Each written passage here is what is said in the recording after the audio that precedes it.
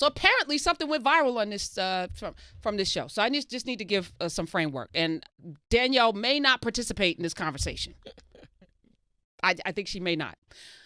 But I'm going to talk about it. So on Wednesday, because Larry was here, we had a conversation with our resident person who's on the show quite frequently because he's part of our family. You know it because if you've been listening for the last 5 years, this man has been part of this family. He's family. I troll him about his lack of spades playing. We talk about his trips to Africa. Off mic, we talk about a bunch of stuff because we're friends. So he was in this environment, safe space, talking about his beef that he had that was also public. And it was, what happened, Jason Johnson? And he talked about what happened. And then as he was talking, and by the way, this is the island of purest women. Yeah, we're the island of big people. People who are well fit. How's that? The island of well fit women right here. Yep. So he had that line, which I thought it was clever, even though, in context, what he was talking about was the toxic nature of the Bernie Sanders campaign and how the people who are surrogates and folks that are out there, there's just this energy. And I witnessed it this weekend because Ava DuVernay tweeted out something and then she was like, and they're coming for me. Like, I got an opinion. I'm entitled to have an opinion. I don't have to like your candidate. You don't have to go and do. So we were having that conversation. He threw that line in. I was like, that might be problematic. Smiz, hit the disclaimer. So Smiz, the views hit that. Expressed by the show's producers and its guests are not necessarily those of Karen Hunter or SiriusXM. And continue, sir. So that was how that went down, right? So that got out. And what was interesting about it, and so I want to have a larger conversation about media, but Twitter's not media. And we need to be really clear, but they drive a lot of our conversation in media because producers of media are lazy. So I'm going to talk about that too.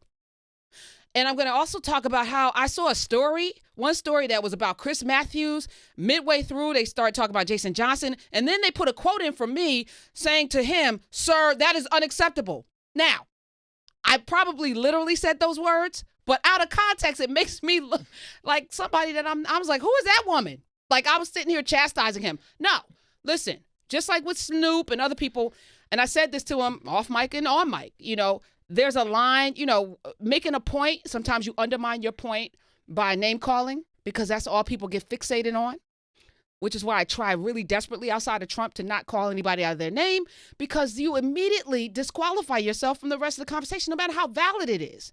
That said, I laughed at Funky Dog-Headed Bitch. And then I was like, that was probably wrong. But I laughed at it, and I said that on these airways. I chuckled because I was like, wow, that's so creative. And I thought Jason's line was very creative, too.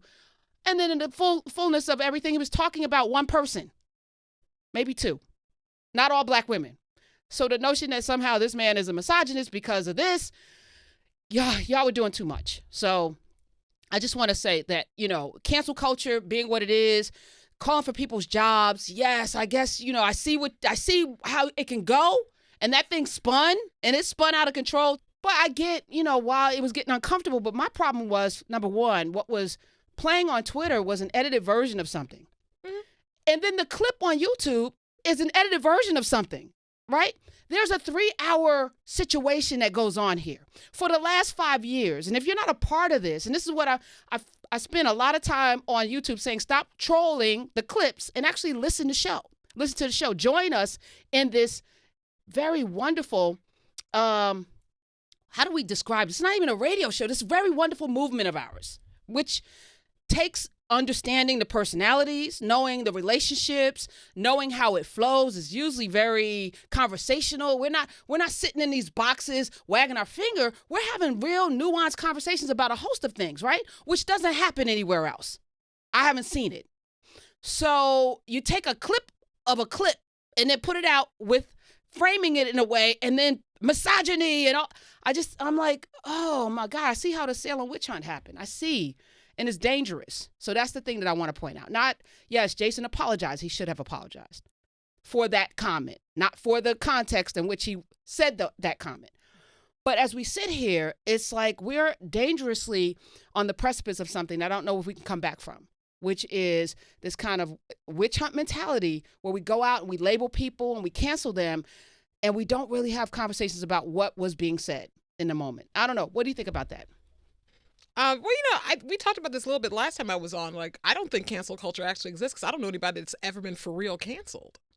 Like, who is actually, like, other than, like, people still listen to R. Kelly, so I can't even say R. Kelly. Who's been canceled? You mean actually, like, lost a job or? They just are in the margins of society now. Like, we have, like, put them on an island. Who's on an island? You make a well. I just thought of one off the top of my head. Who? It's a random one, though. Shane Gillis. Who? He was the new SNL cast member. Okay, but so like comments. he wasn't there long enough to like we're still was like he even part of society? Yeah. Oh my goodness, a whole was society. he part of the conversation? So I shared on the radio. About 15 years ago, I was on CNN regularly, and I made some comments about atheists. This was before there was Twitter. Thank God. It was before. But they actually put a petition out at Hunter College, where I was teaching, to get me fired. And several of my colleagues signed it. Somehow I got a copy of it. And I went to each one. I was like, is this your signature? Did you sign this to get me fired for free speech? And you're in media? What I didn't realize is that a lot of professors are atheists. So they felt personally insulted by my comments. And then they also felt like I was going to indoctrinate my students into Christianity.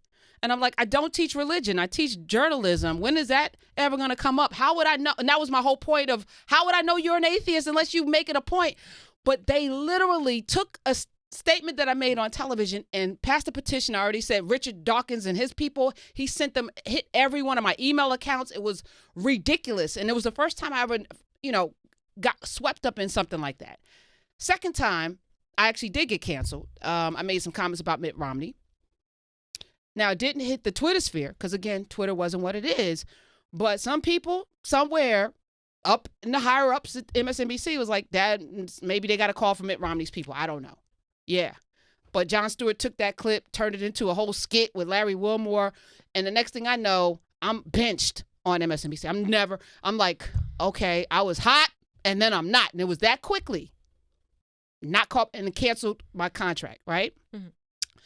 So I get how powerful it is to sit in a seat with a microphone and say some things that make people uncomfortable or make them angry, but the commentary was really about how we have discourse when we disagree. Mm-hmm. And I think that still should be on the table and we should still be open to discuss it. So I'm here for it.